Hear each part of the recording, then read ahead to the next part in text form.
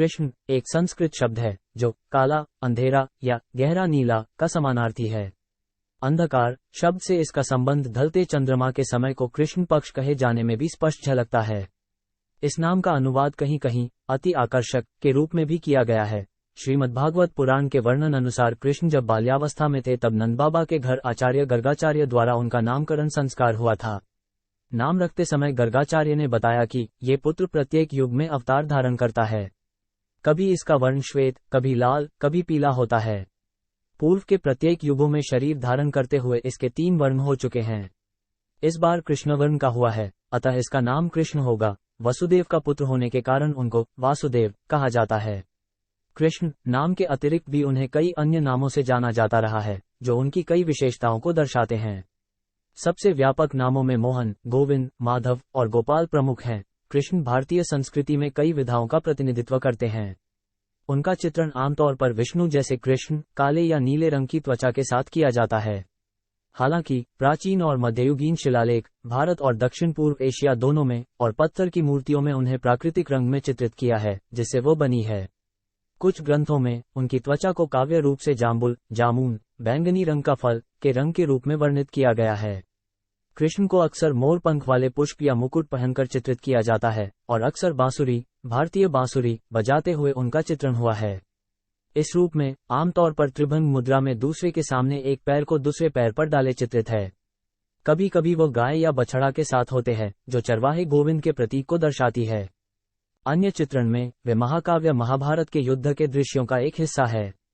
वहां उन्हें एक सारथी के रूप में दिखाया जाता है, विशेष रूप से जब वह पांडव राजकुमार अर्जुन को संबोधित कर रहे हैं, जो प्रतीकात्मक रूप से हिंदू धर्म का एक ग्रंथ भगवद गीता को सुनाते हैं। इन लोकप्रिय चित्रणों में कृष्ण कभी पथ प्रदर्शक के रूप में सामने में प्रकट होते हैं, या तो दूरदृष्टा के रूप में, कभी रथ के चालक के रूप में। कृष्ण के वैकल्पिक चित्रण में उन्हें एक बालक, बाल कृष्ण के रूप में दिखाते हैं, एक बच्चा अपने हाथों और घुटनों पर रेंगते हुए, नृत्य करते हुए, साथ ही मित्र ग्वाल बाल को चुराकर मक्खन देते हुए, मक्खन चोर, लड्डू को अपने हाथ में लेकर चलते हुए, लड्डू गोपाल, अथवा प्रलय के समय बरगद के पत्ते पर तैरते हुए एक अलौकिक शिशु जो अपने पैर की अंगुली को चूसता प्रतीत होता है। ऋषि मार्कंडेय द्वारा विवृणित ब्रह्मांड विघटन कृष्ण की प्रतिमा में क्षेत्रीय विविधताएं उनके विभिन्न रूपों में देखी जाती हैं। जैसे ओडिशा में जगन्नाथ, महाराष्ट्र में विठल या विठोबा, राजस्थान में श्रीनाथ जी, गुजरात में द्वारकाधीश और केरल में गुरुवायूरप्पन। अन्य चित्रणों में उन्हें राधा के साथ दिखाया जाता है, जो राधा और कृष्ण के दिव्य प्रेम का प्रतीक माना जाता है। उन्हें कुरुक्षेत्र युद्ध में विश्वरूप में भी दिखाया जाता है, जिसमें उनके कई मुख हैं और सभी लोग उनके मुख में जा रहे हैं। अपने मित्र सुदामा के साथ भी उनको दिखाया जाता है, जो मित्रता का प्रतीक है। वास्तुकला में कृष्ण चिन्हों एवं मूर्तियों के लिए दिशानिर्देशों का वर्णन मध्यकालीन युग में हिंदू मंदिर कलाओं जैसे वैखानस अगम, विष्णु धर्मोत्तर पुराण, बृहत संहिता और अग्नि पुराण में वर्णित है। इसी तरह मध्यकालीन युग के शुरुआती तमिल ग्रंथों में कृष्ण और रुक्मणी की मूर्तियां भी सम्मिलित हैं। इन दिशानिर्देशों के अनुसार बनाई गई कई मूर्तियां सरकारी संग्रहालय चेन्नई के संग्रह में हैं। ऐतिहासिक और साहित्यिक स्रोत व्यक्तित्व के रूप में कृष्ण का विस्तृत विवरण सबसे पहले महाकाव्य महाभारत में लिखा गया है, जिसमें कृष्ण को विष्णु के अवतार के रूप में दर्शाया गया है। महाकाव्य की मुख्य कहानियों में से कई कृष्ण केंद्रीय हैं। श्री भगवद गीता का निर्माण करने वाले महाकाव्य के छठे पर्व भीष्म पर्व के 18वें अध्याय में युद्ध के मैदान में श्री कृष्ण अर्जुन को ज्ञान देते हैं। महाभारत के बाद के परिशिष्ट में हरिवंश में कृष्ण के बचपन और युवावस्था का एक विस्तृत संस्करण है। भारतीय यूनानी मुद्रण 180 BC लगभग इंडो ग्रीक राजा एगेथोकल्स ने देवताओं की छवियों पर आधारित कुछ सिक्के जारी किए थे।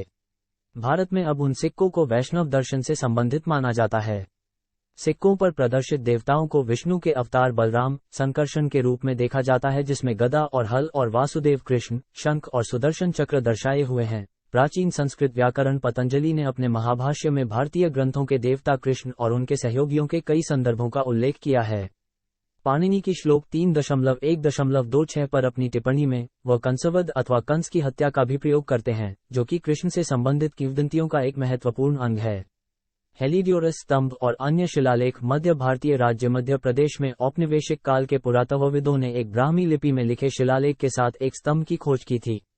आधुनिक तकनीकों का उपयोग करते हुए इसे 125 और 100 BC के बीच का घोषित किया गया है और ये निष्कर्ष निकाला गया कि यह एक इंडो ग्रीक प्रतिनिधि द्वारा एक क्षेत्रीय भारतीय राजा के लिए बनवाया गया था, जो ग्रीक राजा एंटिलासिडास के एक राजदूत के रूप में उनका प्रतिनिधि था। इसी इंडो ग्रीक के नाम अब इसे हेलेडियोरस स्तंभ के रूप में जाना जाता है। इसका शिलालेख वासुदेव के लिए समर्पण है, जो भारतीय परंपरा में कृष्ण का दूसरा नाम है।